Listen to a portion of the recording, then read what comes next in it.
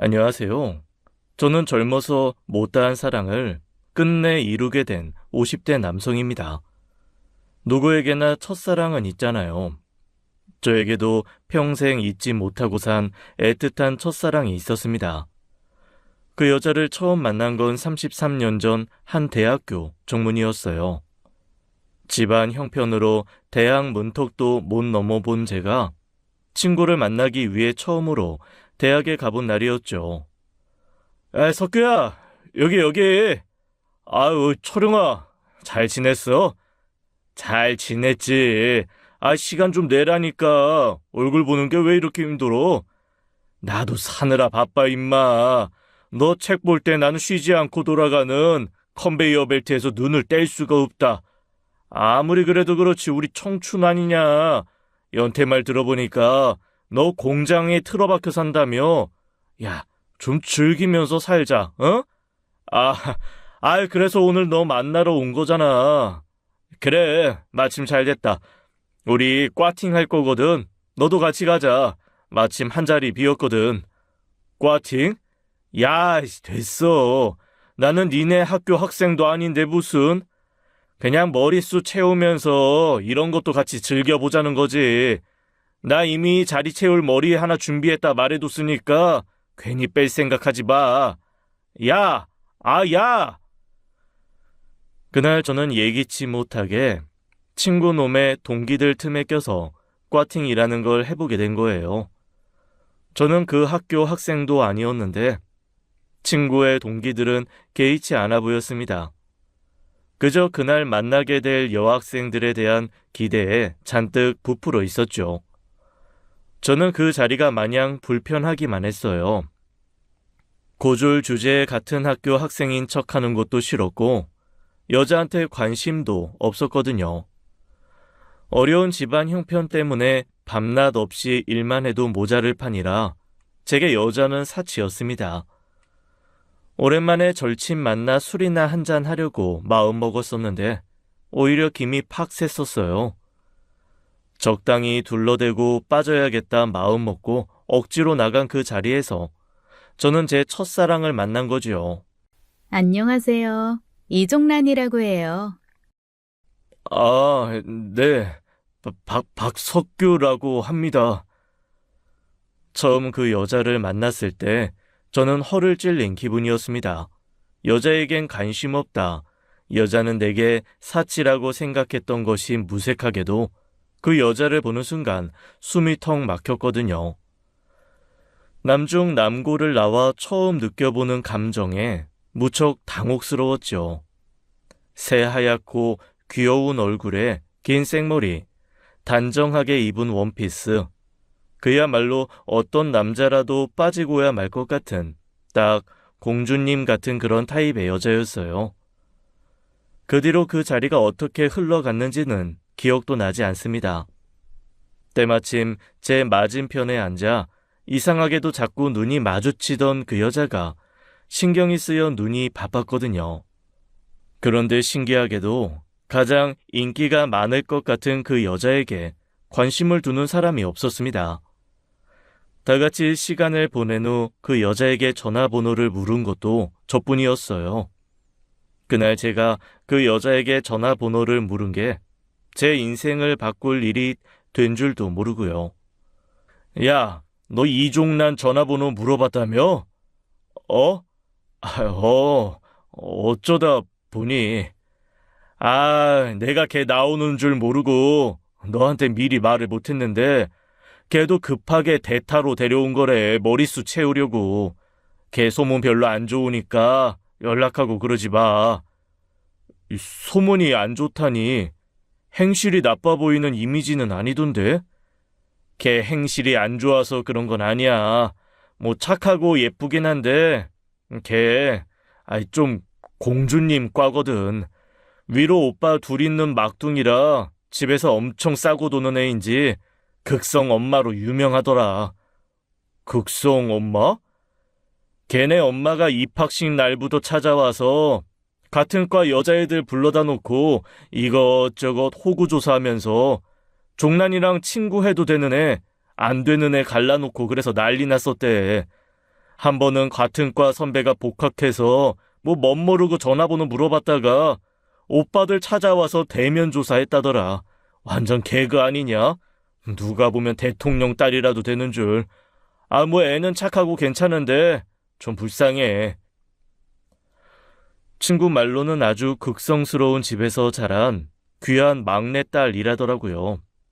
성인이 된 딸 친구도 본인이 판단에 가려 사귀게 하는 극성 중의 극성 엄마 밑에서 자란 사람이요. 그래서 다들 똥 밟지 않으려고 피하는 분위기였는데 제가 아무것도 모르고 덥석 쥐어버린 것이죠.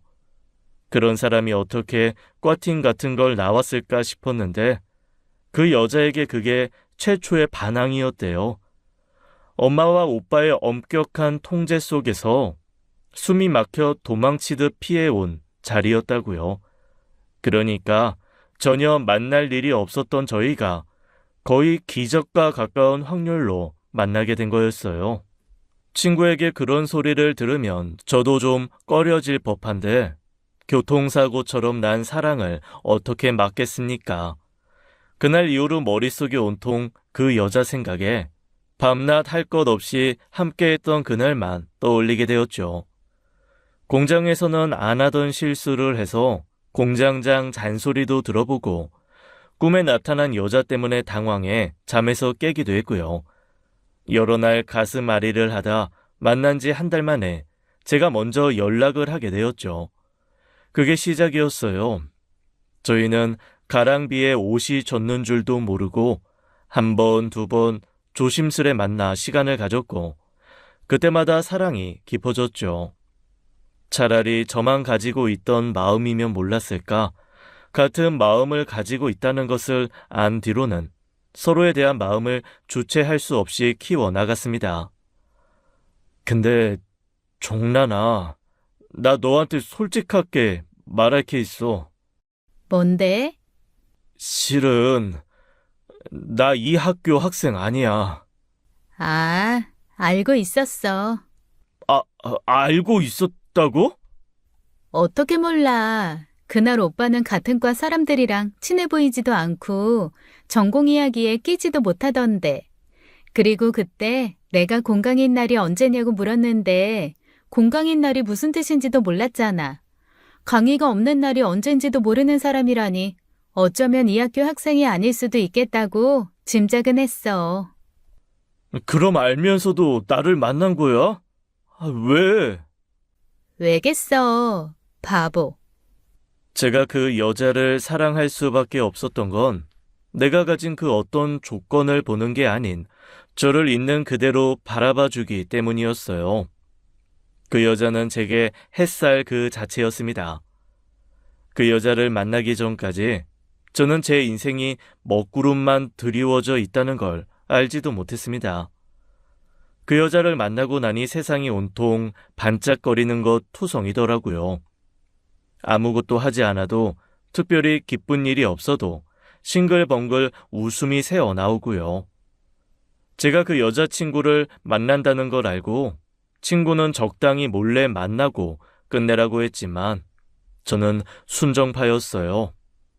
제게 처음이자 마지막 여자는 그 여자뿐일 거라고 생각했으니까요.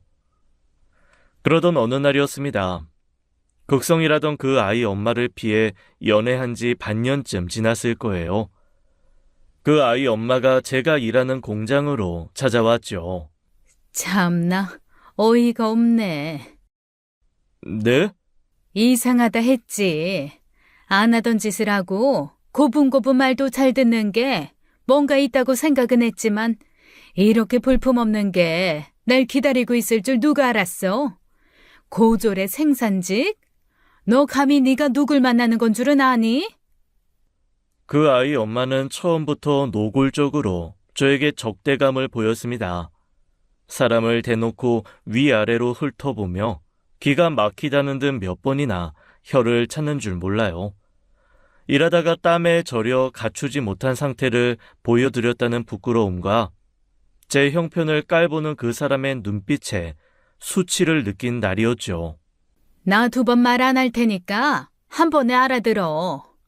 2번 다시 종란이 만나지 마. 나 지금도 충분히 열받을 만큼 받았거든? 감히 너 따위가 내 딸의 오점이 될 순 없지. 저기 어머니, 제가 부족한 건 알지만 부족한 거 알면 당장 꺼져. 어딜 감히? 내가 땀 냄새나 풍기는 놈 주자고 내 딸 귀하게 키운 줄 알아? 종란이는 못해도 의사 사모라고. 의사 사모. 근데 감히 너 따위가? 그 여자는 딸에 대한 자부심, 딸의 완벽한 미래를 만들고야 말겠다는 의지가 가득한 사람이었어요. 못해도 대기업 말단 사원도 싫다. 못해도 의사사위는 되어야 한다. 삼선 국회의원 집안이거나 대대로 대단한 가업을 가진 집안이어야 한다는 확고한 기준도 있었고요. 일찍 남편을 잃고 3남매를 키우면서 누구보다도 자식들 결혼은 자기가 원하는 사람이 아니면 안 되는 사람이었어요. 그건 여자친구뿐만 아니라 그 위로 있던 오빠들도 마찬가지였고요. 그중 금이야 오기야 공주님처럼 키운 막내딸에 대한 기대가 가장 컸던 거예요. 그런 사람한테 고졸 출신의 공장 생산직 직원이 어떻게 눈에 차겠어요. 아무리 그래도 사람 면전에 두고 그런 이야기를 할 수 있다는 걸 보면 그 여자 수준이 말도 못하게 낮았던 거였죠.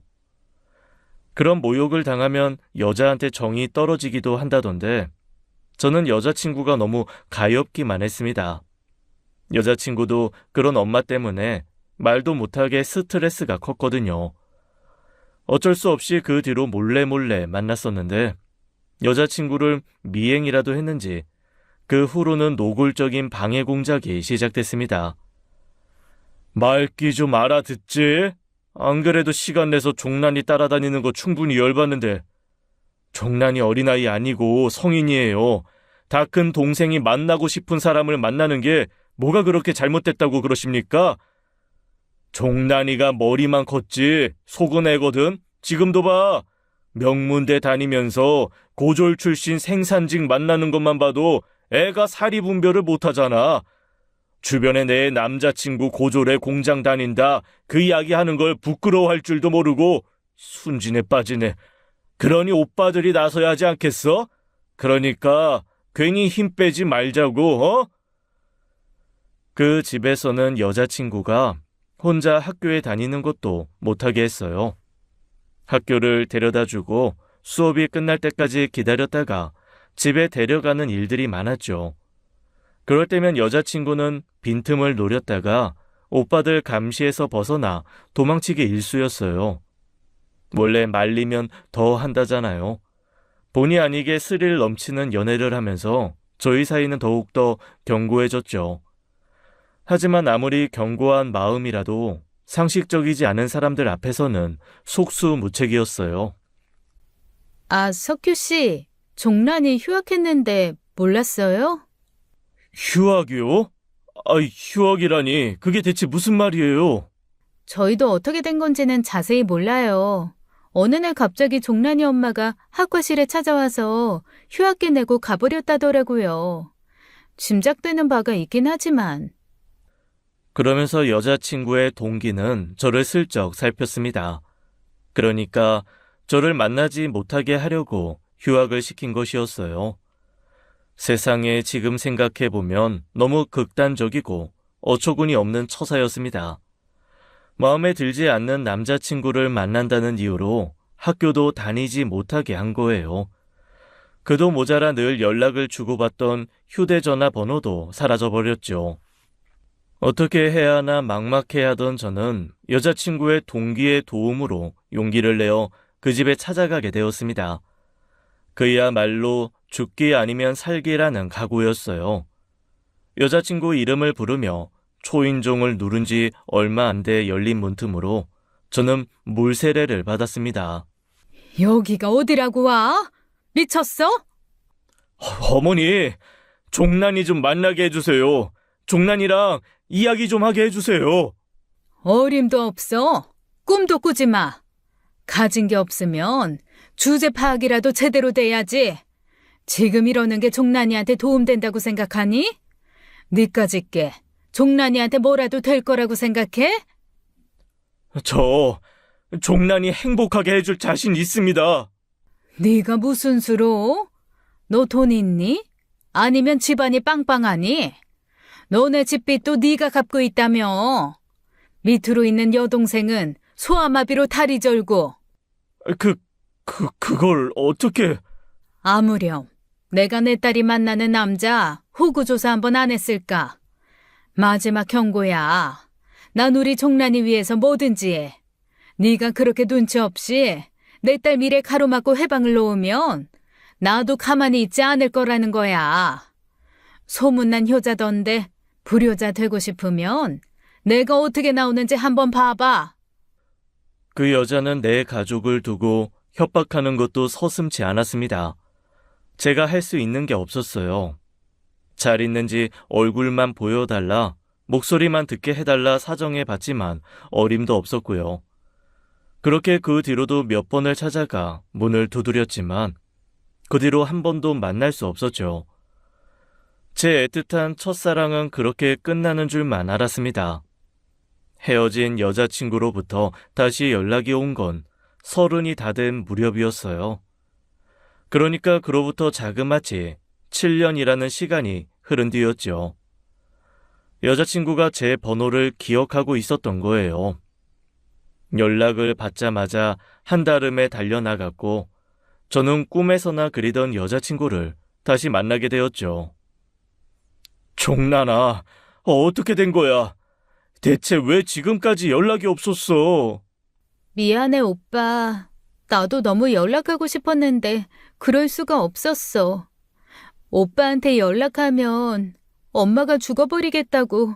그래서 연락하고 싶어도 할 수가 없었어. 그래도 건강하게 있었으니 됐어. 아픈 곳은 없는 거지? 응, 없어. 처음엔 오빠 만나게 해달라고 밥도 안 먹고 버텨봤는데 엄마는 꼼짝도 안 하더라. 내 방도 뺏기고 화장실 가는 시간 빼면 맨날 엄마랑 있었어. 도저히 연락할 틈도 주지 않고. 시간 지나면서 엄마 말 듣는 척 오빠 다 잊은 척 했더니 그제야 풀어주더라고. 울지 마. 괜찮아. 너 괜찮으면 다 됐어. 그거면 됐어. 여자친구는 제 품에 안겨 한참 눈물을 쏟아냈습니다. 저도 어찌나 눈물이 나던지요. 알고 보니 그날 여자친구는 선을 보고 나왔더라고요. 자기 엄마가 소개한 남자로 그렇게 염원하던 의사 사위 자리였죠. 여자친구는 선 자리가 들어올 때마다 기회라고 생각하며 틈을 본 거예요. 그날 공교롭게도 기회가 찾아왔고 만남이 끝나자마자 제게 연락해 찾아온 것이었죠. 여자친구는 저와 만나기 위해 맞선 남자와 잘 되는 척 연기를 해야 했어요. 젊어 만나 제대로 끝을 맺지 못한 사랑이 30에 다시 불이 붙었으니 얼마나 그 시간이 애틋했겠어요. 그렇게 만나다 여자친구의 임신 사실을 알게 되면서 저는 결심했습니다. 종란아, 우리 결혼하자. 우리가 결혼하지 않을 이유가 없잖아. 정말 그래도 될까? 우리가 행복하게 살 수 있을까, 오빠? 행복하게 살 수 있어. 내가 어떻게든 너 행복하게 만들어줄 거야. 나 그만한 능력도 돼. 집부터 마련할게. 너랑 우리 애 먹여 살릴 수 있는 능력도 있어. 나랑 살자. 내가 우리 미래에 다 책임질게. 결연한 제 의지나 마음과 달리 여자친구는 확신을 갖지 못했습니다. 연락하지 못하고 지낸 그 7년 동안 그 여자가 여자친구에게 한 가스라이팅 때문이었어요. 저 같은 사람을 만나면 어떻게 인생을 망치게 되는지, 이기적인 선택 하나로 부모와 가족을 저버린 여자는 얼마나 많은 손가락질을 받는지, 저 같은 사탄의 마수에 걸려들지 않으려면 어떻게 해야 되는지를요. 저는 끊임없이 여자친구를 안심시키며 결혼 준비를 해나갔습니다. 임신한 여자친구를 원룸에서 지내게 할 수 없어 그가 모은 돈과 대출을 받아 방 2개짜리 아파트도 마련했어요. 그 집에서 적당히 자기 엄마의 비위를 맞추며 때만 보면 되는 거였는데 여자친구의 임신 사실을 들키고야 만 겁니다. 여자친구에게 집 주소를 남겨놓고 기다리던 그날 설렘으로 가득 채운 그 집을 찾아온 건 여자친구가 아니라 그 여자였어요. 가관이네, 가관. 집 꼬라지하고는. 종란이 어디 있습니까? 내가 경고했지? 종란이 눈앞에 다시는 나타나지 말라고. 종란이 어디 있습니까? 내가 분노를 참지 못하고 내지른 그 순간 그 여자는 어처구니 없게도 제게 침을 뱉었습니다. 기가 막혀 말도 안 나오더라고요. 저를 바라보는 그 여자의 눈빛과 태도에서 저를 얼마나 경멸하고 있는지 온몸으로 느낄 수 있었죠. 이게 정말 종란이를 위한 일이라고 생각합니까? 지금 어머니께서 종란이를 다 망치고 있는 거예요. 그 예쁜 아이에게서 웃음을 빼앗아가는 건 어머님 당신이라고요. 아니, 너야말로 착각하지 마라. 네가 우리 종란이를 위해서 뭘 해줄 수 있는데? 세일 제품으로 채운 낡아 빠진 구축 아파트? 그것도 이 정도 집에 대출이나 받아서? 아니, 너한테 우리 종란이의 행복한 미래는 없어. 너야말로 꽃밭에서 사나 본데 꿈도 꾸지 마라. 내 딸의 반짝반짝 빛나는 미래를 빼앗은 건 너야. 제발 정신 좀 차리세요. 지난날 종란이 옆에 끼고 살면서도 못 느끼셨어요? 종란이가 얼마나 괴로워했는데요. 어머님과 함께하는 그 시간을 얼마나 못 견디게 괴로워했는데요. 종란이 이제 29이에요. 9살 아니고 29이라고요. 이제 그만 인정하세요. 딸이 살고 싶은 인생을 살 수 있게 내버려 두라고요. 종란이는 내 전부고 내 인생이야. 내 인생이 하수구 같은 네 인생에 처박히는 꼴을 내가 볼 것 같아? 내가 어떻게 키운 딸인데. 너 내가 가만 안 둬. 무슨 수를 써서라도 내 딸한테서 너 떼어놓을 테니까 두고 봐. 경멸 가득한 목소리로 경고하던 그 여자는 그날 저를 경찰에 신고했습니다. 제가 여자친구를 강제로 범해 임신시켰다는 이유로요. 경찰 조사를 받게 되었지만 여자친구도 가만히 있을 리가 없잖아요. 그게 아니라는 사실은 금세 밝혀졌고 화가 난 저는 여자친구를 지키려 그 여자를 무고죄로 고소했죠. 하지만 그건 큰 도움이 되지 않았어요. 그 여자가 어떻게 되건 상관없었고 저는 오로지 여자친구만 제게 오면 되는 거였습니다. 하지만 방법이 없었어요. 경찰에 여자친구가 집에 감금된 것 같다. 이전에도 이런 적이 있다 신고했지만 소용이 없었거든요. 신고받은 경찰은 조사 결과 감금되지 않았고 여자친구가 저를 만나는 걸 원하지 않는다고 했죠. 나중에서야 여자친구는 그런 조사는 받은 적도 없고 만약 경찰이 찾아왔다면 도움을 청했을 거라고 하더라고요. 그때 여자친구는 다시 그 끔찍한 방에 갇혀 이러지도 저러지도 못한 상황이었으니까요. 여러 날 연락은 되지 않고 임신까지 한 상황이라 애가 타더라고요. 하지만 그 뒤로 오랫동안 여자친구의 연락을 받을 수 없었죠. 수개월 뒤 그 여자만 다시 만나게 된 거예요. 여자친구가 낳은 아이와 함께요. 목숨도 질기지. 누굴 닮았는지. 종란이는요. 너한테 알려줄 생각 없으니까 궁금해하지 마라. 내가 너한테 베풀 수 있는 선정은 딱 여기까지야. 보육원에 보내려다 데려다 준 거니 애나 책임지고 살아. 종란이도 그렇게 하겠다고 약속했으니. 종란이가 그렇게 약속했다고요? 제가 믿지 않자 그 여자는 그럴 줄 알았다는 듯이 제게 음성 녹음 파일 하나를 틀어주더라고요. 그 음성 파일에는 여자친구의 영혼 없는 목소리가 담겨 있었어요. 오빠, 우리 애 좀 부탁해. 오빠한테 애만 맡겨서 미안해. 근데 나는 그 이상은 안 될 것 같아. 우리 예원이 좀 부탁할게. 누가 봐도 옆에서 지켜보고 있어서 어거지로 뱉은 목소리를 두고 그 여자는 그거 보라는 듯한 표정을 지었습니다.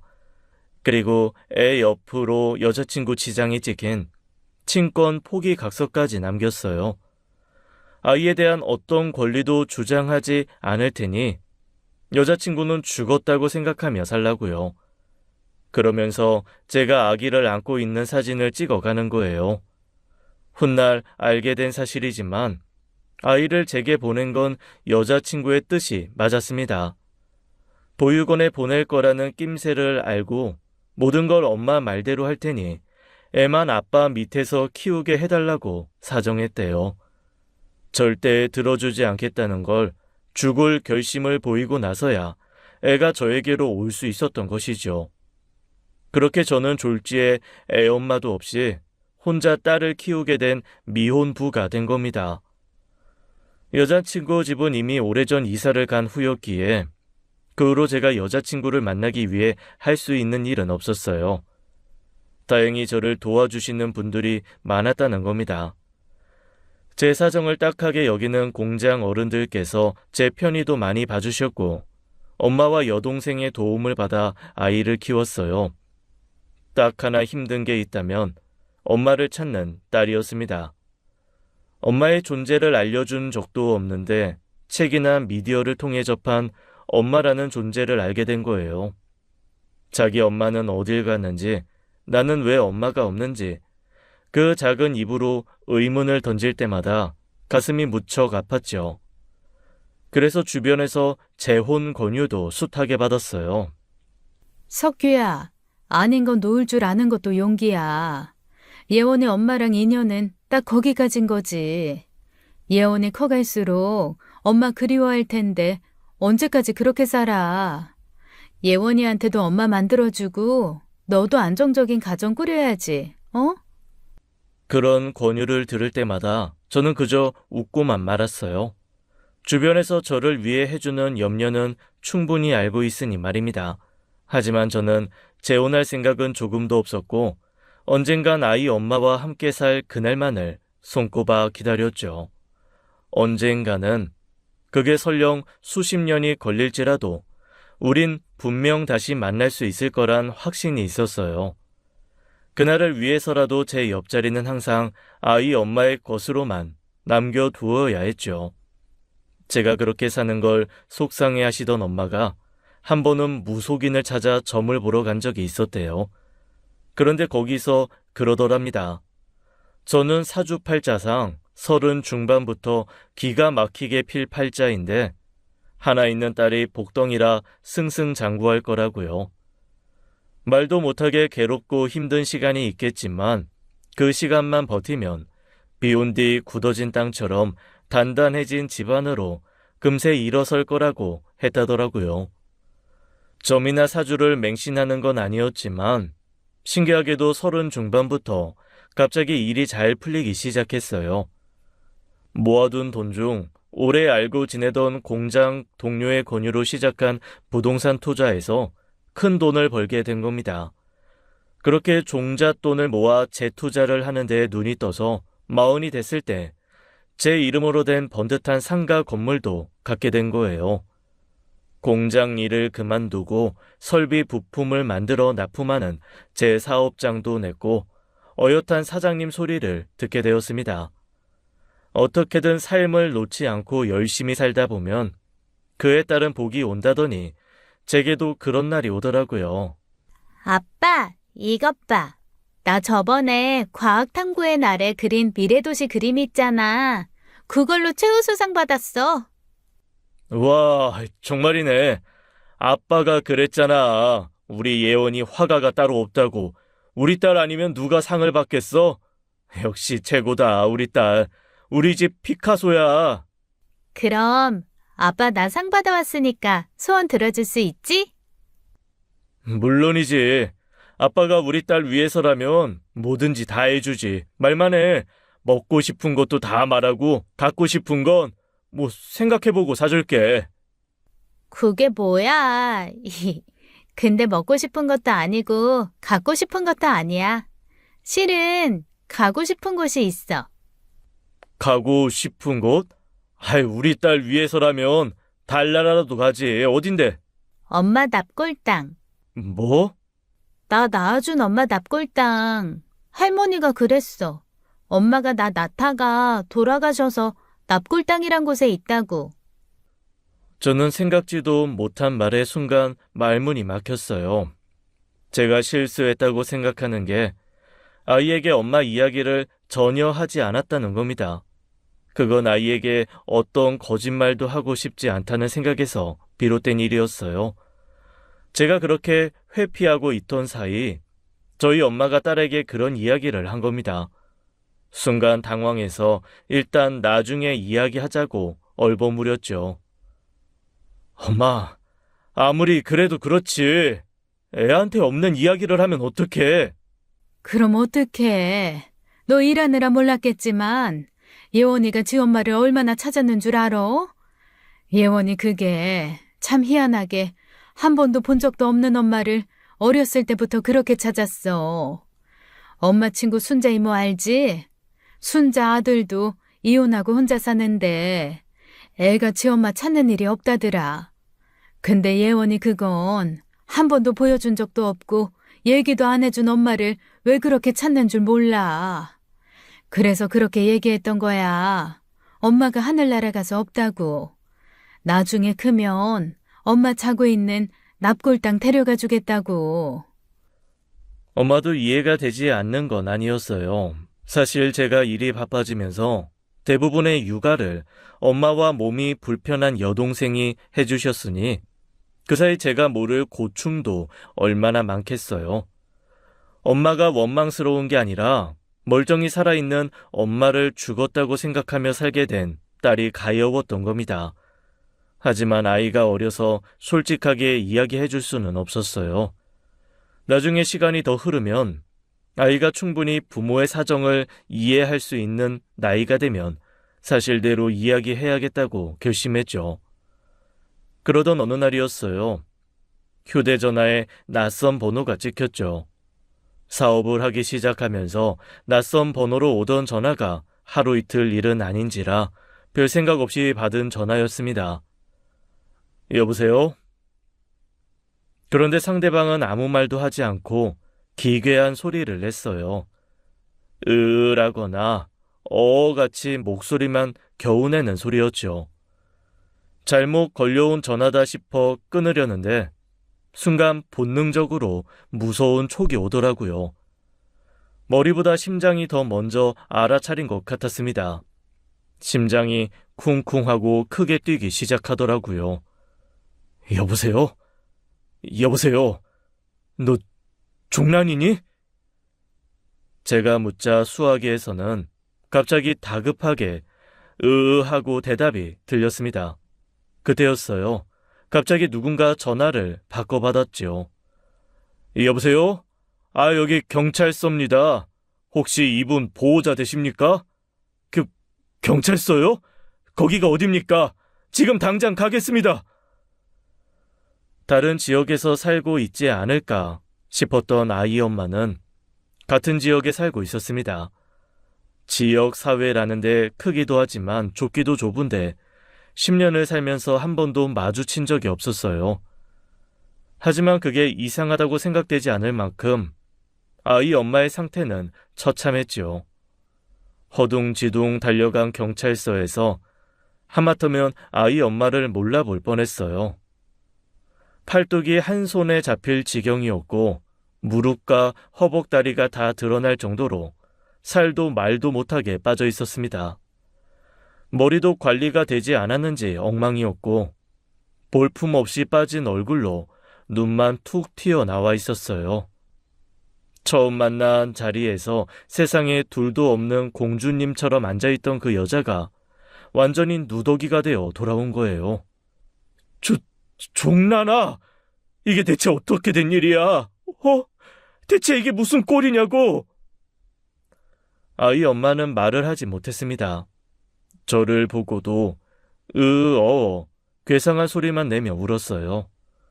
오래 그렸던 그 사람을 품에 안고 저도 얼마나 울었는지 모릅니다. 하지만 저는 아이 엄마의 법적 보호자가 아니었기에 경찰 조사가 필요했어요. 그간의 이야기를 짤막하게 털어놓게 되었고 경찰 쪽에서도 난처해 하더라고요. 하지만 아이 엄마가 집에 돌아가는 걸 완강하게 거부하고 있었고 저와 가겠다는 의사를 표현했기에 제가 데리고 올 수 있었죠. 경찰이 끝까지 머뭇거렸던 건 아이 엄마의 정신 상태가 온전치 않다는 판단 때문이었어요. 제가 봐도 멀쩡해 보이는 사람은 아니었습니다. 누가 봐도 극도의 불안감을 가진 것이 분명해 보였고 의사소통이 제대로 이루어지지 않았어요. 혼자 해결하기 힘든 일 같아 제 일을 봐주고 있는 여동생에게 연락했죠. 여동생은 거의 기절할 듯한 표정으로 저와 아이 엄마를 번갈아 보며 바라보더라고요.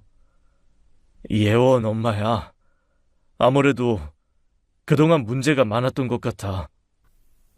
말도 안 돼. 오빠가 그때 사진으로 보여줬던 그 여자가 이 여자라고? 정말 예원이 엄마란 말이야? 일단 씻기고 병원부터 가야 할 것 같아. 이것저것 준비 좀 부탁해. 그런데 문제가 있었어요. 아이 엄마가 저에게서 떨어지지 않으려고 하는 겁니다. 저 아닌 다른 사람을 극도로 두려워했고 제가 없으면 불안 증세가 심해 머리를 쥐어뜯는 일이 많았어요. 두피 군데군데 상처나 땜빵이 있는 이유가 그것이었죠. 여동생이 많은 노력을 해주었습니다. 어린 딸 돌보듯 어르고 달래면서요.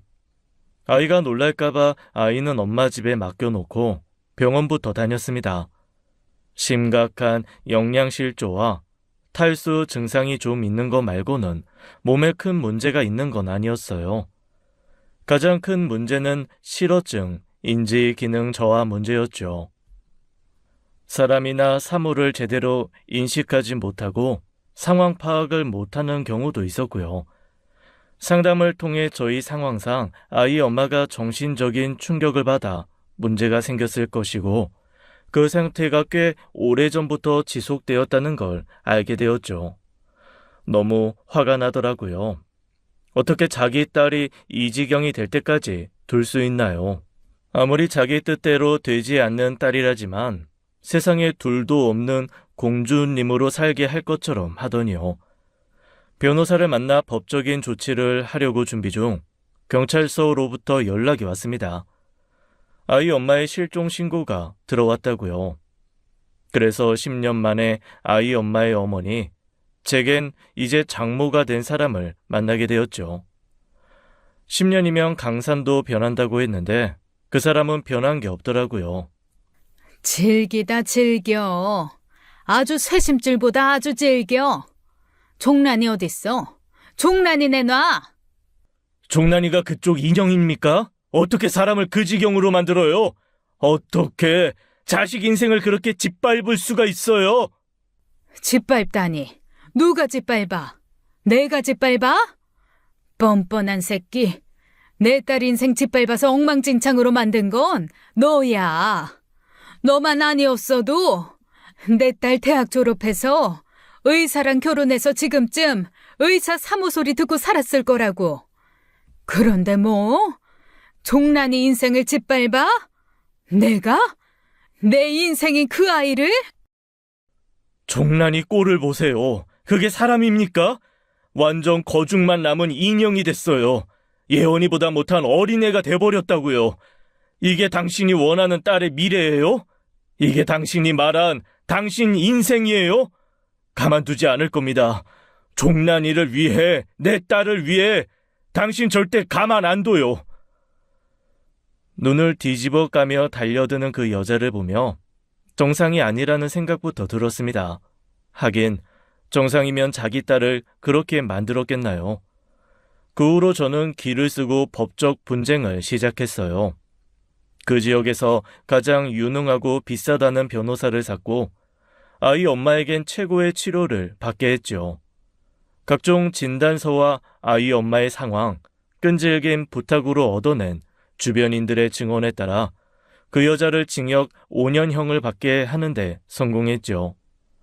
수개월에 걸친 끈질긴 싸움 끝에 얻어낸 결과로 비로소 아내에게 자유를 줄 수 있던 거예요. 법정 싸움을 시작하면서 알게 된 사실인데 아내는 10년 동안 완벽한 감금 생활을 했더라고요. 아이를 그렇게 보낸 뒤부터 거식증이 시작됐답니다. 제대로 먹지도 않고 스스로도 문 밖에 나가지도 않았대요. 상황 판단력도 흐려지면서 그냥 엄마가 원하는 삶을 살기 싫다는 이유로 방 안에만 틀어박혀 지내기 시작한 거예요. 그렇게 한 해, 두 해를 거치면서 말문이 닫혔고요. 그러다 보니 가끔은 자기가 누군지도 모르고 막연히 떠오른 아이와 제 얼굴만 생각하며 살았대요.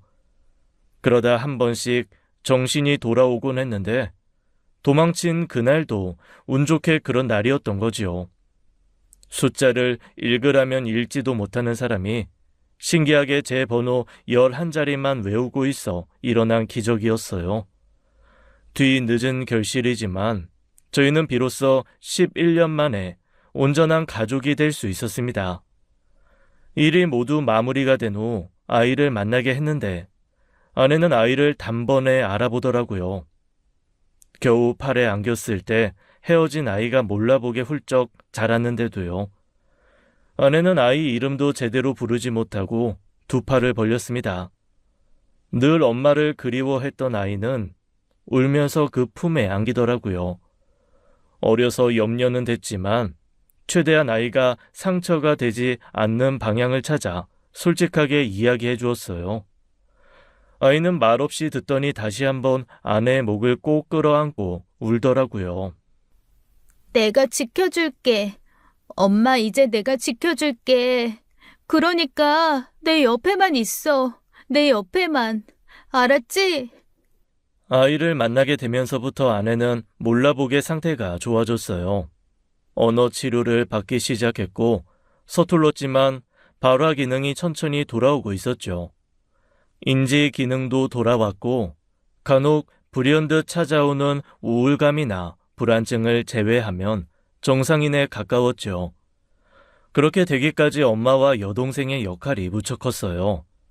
엄마는 그저 며느리가 안쓰러워 막내딸처럼 하나부터 열까지 다 챙겨주셨죠. 그렇게 영원히 행복하게 살았답니다. 라는 해피엔딩이면 얼마나 좋을까요?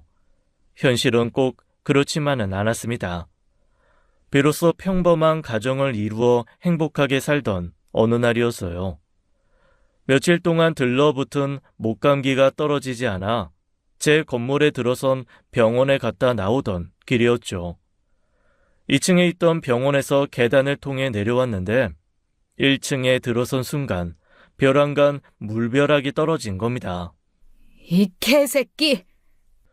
너무 놀라 당황한 저는 그대로 나자빠졌고 바닥에 미끄러져 엉덩방아를 세게 찧었죠. 고통도 잠시 이번엔 들고 있던 양동이로 제 머리를 후려친 겁니다. 알고 보니 출소한 장모가 제가 올라가는 걸 보고 벼르고 있다가 버린 짓이었어요. 들여보낼 땐 들여보내면 끝인 줄만 알았는데 무기징역이 아니고서야 결국 나오게 된다는 당연한 이치를 잊고 살다 당한 것이죠. 네가 내 딸을 빼앗고 날 감옥에 보내고도 잘 살 줄 알았지? 아니, 어림도 없어.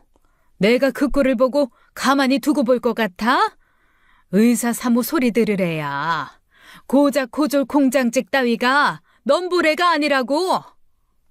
이미 미쳐 날뛰기 시작한 그 여자는 말대로 저를 마구 후려치기 시작했습니다. 넘어질 때 꼬리뼈를 다친 건지 허리에서부터 묵직하게 전해지는 고통에 속수무책으로 당했어요. 다행히 그 소란에 뛰어나온 약국 약사님의 도움으로 경찰이 왔고 저는 그 여자를 다시 폭행으로 고소했죠. 알고 보니 그 여자는 제 건물에 새로 고용된 청소부였어요. 건물 관리를 여동생에게 전부 맡기고 저는 제 사업에만 집중하고 있던 터라 몰랐습니다. 여동생도 설마하니 그 여자가 그 여자일 거라고는 생각도 못했어요. 소송 자체도 거의 제가 끌고 가다 보니 여동생이 그 여자 얼굴을 제대로 인지하지 못한 탓도 있었고요. 미안해, 오빠. 청소부 고용에 뭐 얼마나 대단한 서류를 요구했겠어. 자필로 쓴 이력서 가지고 온 분들이 대부분이고 지금까지는 문제도 없었는데 그런 사람이 걸릴 줄 누가 알았겠어. 그게 어떻게 네 탓이겠어. 너무 자책하지 마, 은경아. 확실히 해고 통지는 했지? 응, 혹시 몰라서 오빠 얘기는 안 했어. 뭐 할 필요도 없지. 건물 청소부가 건물 내에서 폭행 사건 일으켰는데 해고 사유는 충분하지. 그래, 잘했어. 혹시나 연락 오더라도 더는 상대하지 마. 아내를 그렇게 만들었을 때부터 정상적인 사람은 아니라고 생각했기에 공권력을 이용해서만 대응했어요. 하지만 고소하면 뭐합니까? 버젓이 돌아다닐 수 있는데요. 며칠 후 다시 병원을 찾은 저는 또 그곳에서 그 여자를 만난 거예요. 분명히 여동생이 해고했다고 했는데 밀대를 들고 또 설치고 있더라고요. 젊은 놈이 벌써부터 병원 드나드는 꼴을 보니 내 말이 맞았지. 이제 하다 몸도 시원찮어? 집안 능력도 안 돼, 돈도 없어, 머리도 딸려, 대학도 못 가. 이젠 병신? 그러고도 내 딸을 데려가? 무슨 염치로? 청소부는 누가 청소부야? 내가 지금 이 밀대 들고 있다고 청소부로 보이나 본데? 웃기지 말어. 이 건물이 누구 건 줄 알아? 내 아들 거야. 이 건물이 종란이 오빠 거라고요? 그래. 내가 내 아들 건물 쓸고 닦아주는데도 네 허락이 필요하냐? 너 내 아들한테 다 얘기할 거야. 평생 이 건물 그 어떤 가게도 이용할 수 없게 출입 금지시킬 거라고. 버젓이 건물주 앞에서 자기 아들 건물이라 관리 중이라고 하는데 얼마나 기가 찼겠어요. 상종을 말아야겠다고 지나치는데 말대로 제 앞을 가로막더라고요. 2층 계단으로 올라가지 못하게 회방을 놓으면서요. 그때 잠자코 지켜보고 있던 약사님이 나와 일부러 아는 체를 하시더라고요. 사장님, 저 안에 누수 있는 것 같다고 말씀드렸잖아요. 사람 불러다 확인해보니 제가 착각한 거더라고요. 누수 아니었어요. 건물에 누수가 있다는 말을 들어본 적이 없었고 심상찮은 약사님의 눈빛에 일부러 그런 말을 하는 거라는 걸 눈치챘습니다. 그래서 저도 적당히 대꾸했죠. 그거 다행이네요. 혹시라도 문제 있으면 말씀해 주세요. 문제는요. 여기서 8년 동안 지내면서 사장님 덕 얼마나 보고 있는데요. 바쁘실 텐데 여긴 어쩐 일이세요? 전체적으로 임대료가 오를 거라는 소문이 있던데. 아유, 올해도 동결이니 걱정하지 마세요. 갑자기 임대료 올릴 만큼 저 그렇게 팍팍하지 않아요. 정말요? 감사해요. 그리고 슥 시선을 돌렸더니 저희 대화를 듣고 있던 그 여자 표정이 묘하더라고요. 아무리 정신 나간 여자일지라도 상황이 어떻게 돌아가는지는 눈치를 챘겠죠. 주제 파악하라고 장단 맞춘 것이었는데 정신 나간 여자한테 너무 많은 것을 바란 것이었어요. 여동생에게 그 여자가 여전히 청소부 노릇을 하고 있다는 사실을 알리고 해결하게 했는데 그 여자가 생각지도 못한 태도를 보이더라고요. 그 여자 때문에 또 경찰서에 다녀왔다던 여동생이 씩씩거리며 찾아와 그러는 겁니다. 진짜 기가 막혀서 당장 나가라고 했더니 뭐라는 줄 알아? 자기가 누군 줄 아느냐고. 건물주가 자기 사위라고. 자기 함부로 하면 큰일 난다고 그러는 거야. 참나, 사위는 무슨, 큰일은 무슨. 정말로 그랬다고? 사위라고? 기가 막히네. 정말 소름 끼치게 뻔뻔한 사람이더라. 어떻게 사람이 그래? 그냥 하는 말이 아니라 진짜 정신적으로 미친 사람이야. 아주 무서울 지경이라니까. 그래서 내가 상대하지 말란 거야. 보통 여자가 아니야. 자기 자식 그렇게 만들었으면 말 다 했지 뭐. 언니가 너무 불쌍해. 정말 말도 못하게 불쌍해 죽겠어. 그러던 어느 날 꽃집 사장에게서 연락이 왔습니다. 건물 관리는 여동생이 하고 있지만 유일하게 꽃집 사장님은 개인적인 친분이 있는 사람이었어요. 처음 건물에 꽃집 하겠다는 사람이 남자라 제가 호기심에 먼저 다가가 친해졌거든요. 몇 달 서로 바빠 연락이 뜸했다가 오랜만에 연락이 온 것이죠. 사장님, 저요, 평온꽃집 잘 계시죠? 네, 사장님, 저야 잘 지내죠. 무슨 일이세요? 다름이 아니라 사장님 장모라는 사람이 가게에 찾아왔어요. 자기가 급한 일이 있는데 현금이 없어 그렇다고 10만 원만 빌려달라고 하더라고요. 옆에 약국에서 들은 이야기도 있고 해서 저 현금 없다고 둘러대고 말았는데 들어보니까 죽집이랑 네일샵에 멋모르고 돈을 줬나 봐요. 사장님께서도 알고 계셔야 할 것 같아서요. 네? 뭐라고요? 예, 알겠습니다. 예, 알려주셔서 감사해요. 그 길로 하던 일도 멈추고 죽집과 네일샵 사장님을 만나 자초지정을 설명하고 대신 돈을 갚았어요. 그리고 따로 부탁드려 소송에 도와주십시오. 부탁도 드렸죠.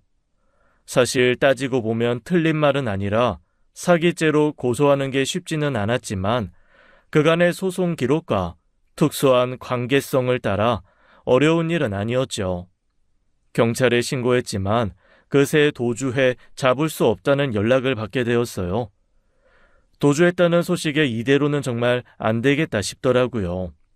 알고 보니 복역 이후로는 보디가드처럼 부리던 아들들과도 연이 끊겨 나 몰라라 하고 사는 모양이었습니다.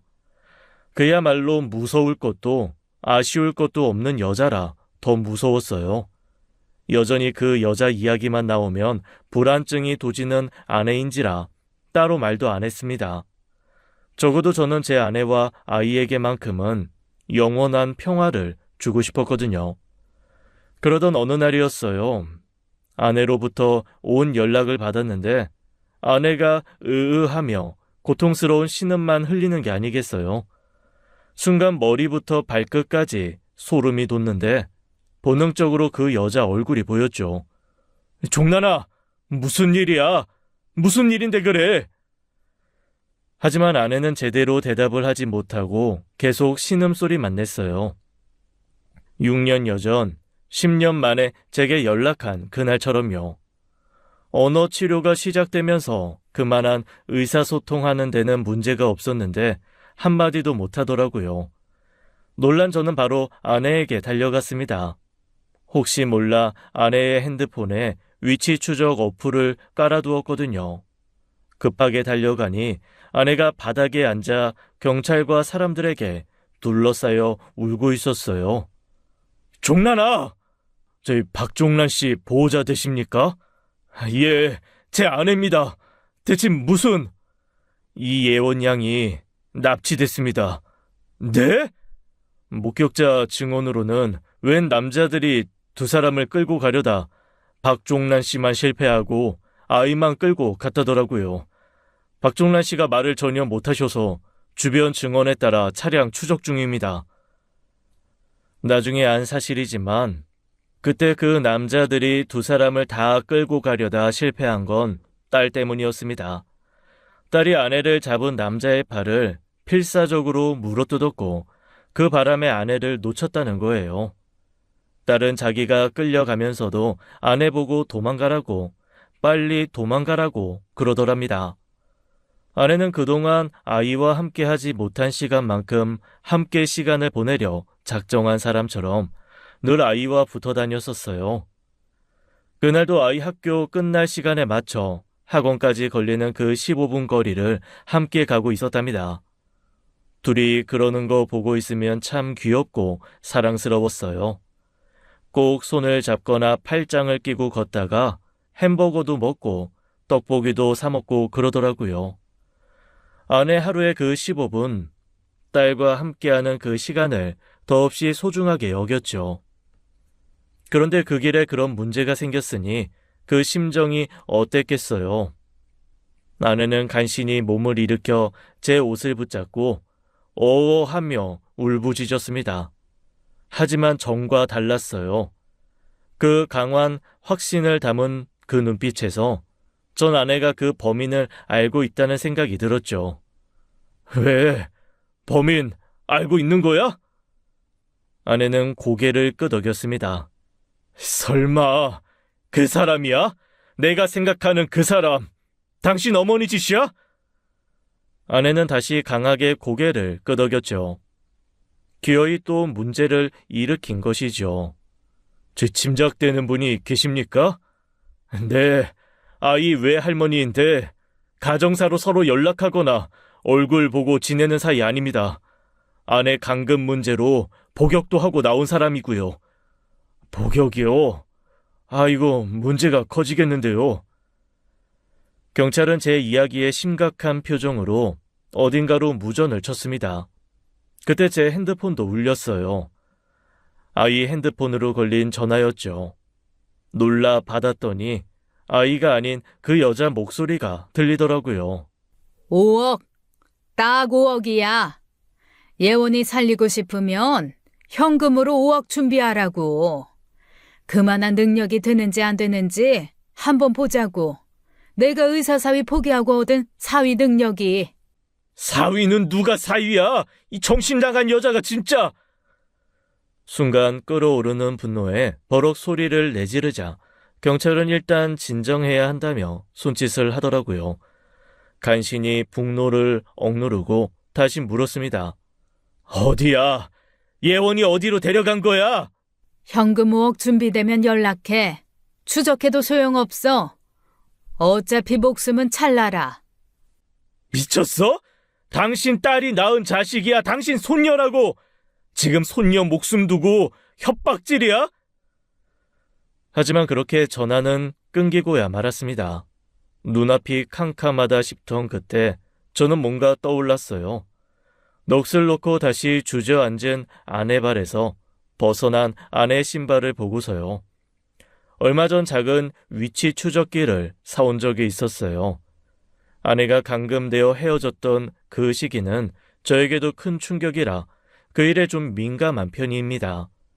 그래서 휴대전화에 어플을 깔았던 것이고요. 하지만 휴대전화가 무용지물이 되면 어플이 소용이 없는 거잖아요. 그래서 그 여자가 등장하고 불안한 마음에 부착식 GPS를 사왔던 겁니다. 아무것도 모르는 아내는 굳이 그런 게 왜 필요하냐고 핸드폰이면 된다고 웃더라고요. 그때 옆에서 딸이 그러는 거예요. 그럼 이건 내가 가지고 있어야겠다. 내 신발에 붙여놓을게, 엄마. 엄마 항상 나 어디 있는지 궁금해하잖아. 그러면서 그 GPS를 자기 신발에 달더라고요. 아내가 딸에 대한 염려가 무척 컸는데 자기가 그렇게 자라서인지 딸에게 집착하는 모습을 보이는 걸 싫어했어요. 딸이 어디에 있든 알고 싶어 하면서도 저처럼 위치 추적 어플을 설치해달라고 하지도 못했죠. 그런데 딸이 그때 자기가 자초해서 즐겨 신던 운동화에 깔아둔 겁니다. 그게 갑자기 생각난 것이었어요. 그래서 아내 핸드폰에 설치된 딸의 위치 추적기를 조회한 결과 바로 딸의 위치를 파악할 수 있었죠. 경찰에게 바로 그 사실을 알리고 인근 저수지로 향하는 차량을 빠르게 추적하기 시작했습니다.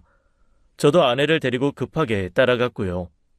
낚시터가 있는 저수지였어요. 그곳에 그 여자가 딸을 데리고 있었죠.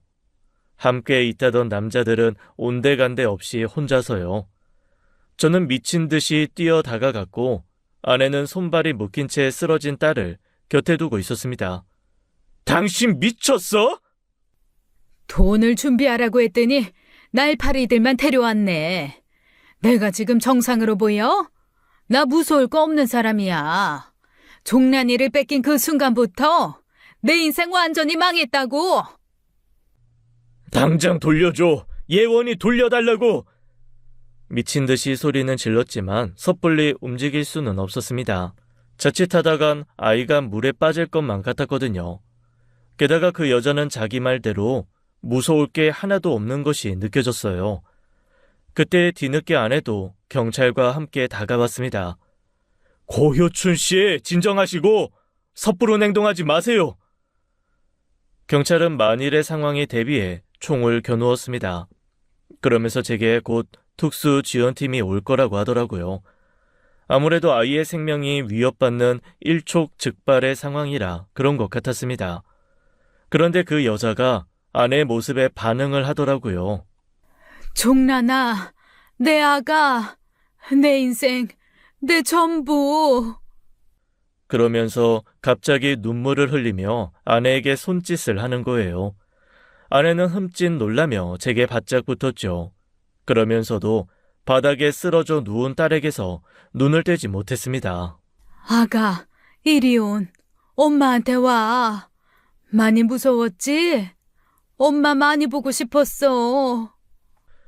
하지만 아내가 꿈쩍도 하지 않자 그 여자의 표정은 대번에 다시 바뀌었어요. 딸을 바라보는 시선을 느꼈는지 갑자기 제안을 하는 겁니다. 너가 나한테 오면 예원이 보내줄게. 여자의 의도대로 아내는 그 말에 반응을 했어요. 안 돼, 안 돼, 여보, 속지 마. 내가 예원이 구할게. 엄마는 너무 보고 싶었어. 꿈에서도 우리 종란이 생각밖에 못했어. 이리 오 나가. 예원이는 저 자식한테 데려가라고 하자. 우리 같이 가자 종란아. 여보, 안 돼, 안 돼. 하지만 아내를 말릴 수가 없었습니다. 제 손끝이 아내의 옷깃을 아슬아슬하게 놓치고 말았어요. 여자는 순순히 아내가 다가오도록 두었고 대신 아내와 함께 다른 쪽으로 자리를 옮겼어요. 저와 경찰이 아이를 무사히 데려갈 수 있도록요. 이제 문제는 아내였습니다. 그래도 성인이고 정신을 차리고 있으니 다행이었어요. 하지만 그런 생각하자마자 제 생각이 완전히 틀렸다는 걸 알게 되었죠. 종란이 넌 내 인생이고 내 전부야. 끝까지 같이 가야지. 순식간에 벌어진 일이었어요. 그 여자가 아내를 와락 안고 물에 뛰어들어 버렸죠. 놀라고 있을 새도 없이 저도 물에 뛰어들었습니다. 그 정신 나간 여자는 물속에서도 아내를 놓지 않으려 꽉 잡고 있었어요. 버둥거리며 그 품에서 아내를 구하려고 얼마나 힘을 썼는지 모릅니다. 그 뒤로 다른 경찰 인력들이 투입되면서 간신히 그 품에서 빠져나올 수 있었고요. 그게 그 여자의 마지막이었어요. 구출되는 과정에서 오랫동안 물속에 머물게 된 여자는 뒤늦게 물 밖에 나와서도 다시 숨을 쉬지 않았죠. 물속에서 나온 여자의 사망 선고를 듣고 딱 하나만 생각했습니다. 이제 다 끝났구나. 내 아내와 내 아이, 그리고 내 가족에게 비로소 온전한 평화가 찾아오겠구나. 사람이 죽은 걸 보고 그런 생각부터 할 만큼 그 여자는 저의 삶에 있어 지옥 그 자체였죠. 수년이 지난 지금 그 일을 이야기하는 사람은 아무도 없습니다. 아내도 아이도 저도 그런 일은 없었던 일처럼 지내고 있어요. 그러면서 누구보다 행복하게 지내고 있죠. 그 일은 분명 저희 가족의 삶에서 절대 사라질 수 없다는 건 알아요. 하지만 그 여자가 존재하는 삶보다 존재하지 않는 지금의 삶이 훨씬 행복하다는 것도 압니다. 그래서 그 일로 불행을 이야기하거나 불필요한 죄책감 같은 건 누구도 갖지 않죠. 그건 그 여자가 자초한 일이었으니까요. 죽어서도 만나고 싶지 않지만 훗날 만나게 된다면 물어보고 싶네요. 대체 당신의 인생이 뭐였냐고. 망가진 채 방에만 틀어박혀 살던 딸의 모습이 진정 당신의 꿈이었냐고요.